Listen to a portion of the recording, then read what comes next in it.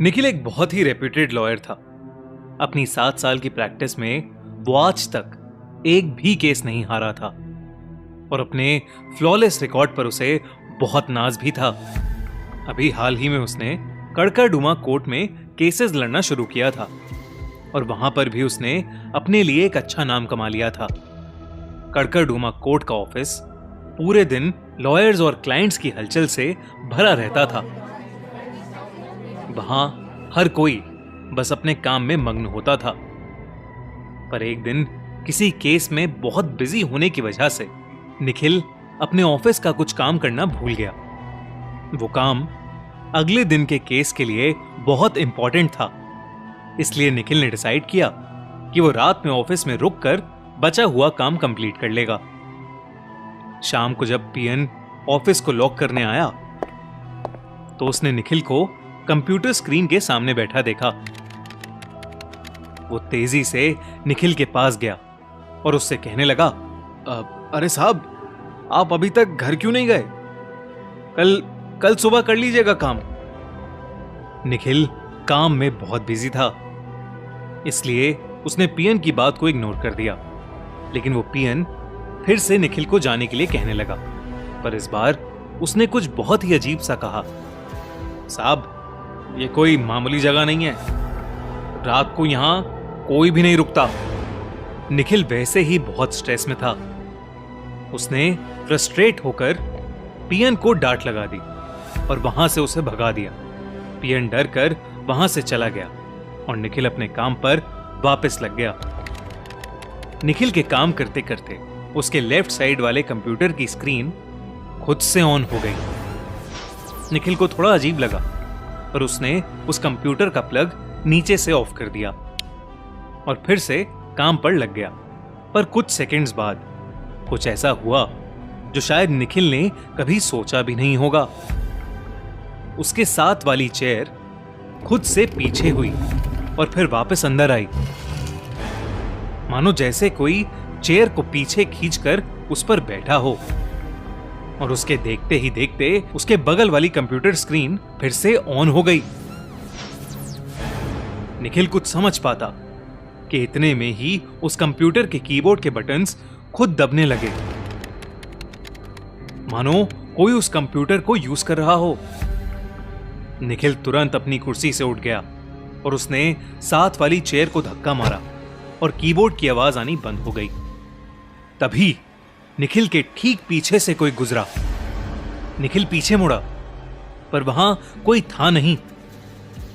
निखिल वापस घूमा तो उसके सामने रखी चेयर धीरे धीरे उसके करीब आने लगी, जैसे कोई उस पर बैठा उसे रोल करके निखिल के पास ला रहा हो। निखिल के पैर वहीं जम से गए थे। वो चेयर रोल होती हुई निखिल के पैरों के पास आकर रुक गई। निखिल के पसीने छूटने लगे।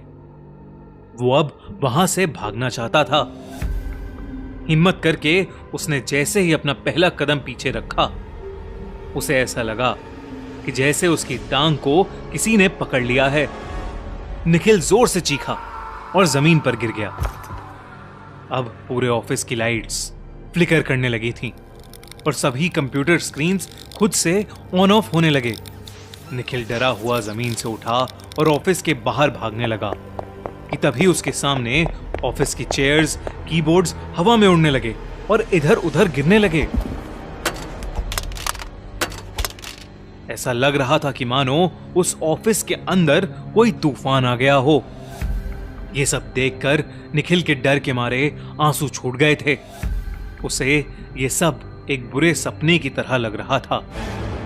उसने डर के मारे अपनी आंखें बंद कर लीं कि तभी उसे बंद आंखों में एक सफेद रंग की तेज रोशनी दिखी। वो रोशनी इतनी तेज थी कि निखिल की बंद आंखों में भी वो उसे चुभ रही थी। निखिल ने अपनी आंखें खोली तो उस चमकती रोशनी में उसे एक सफेद रंग की औरत दिखाई दी। वो चलती हुई जहां जहां गुजर रही थी, ऑफिस का तूफान शांत होता जा रहा था। धीरे धीरे वो औरत निखिल के करीब आ रही थी और निखिल मानो उसके वश में हो गया।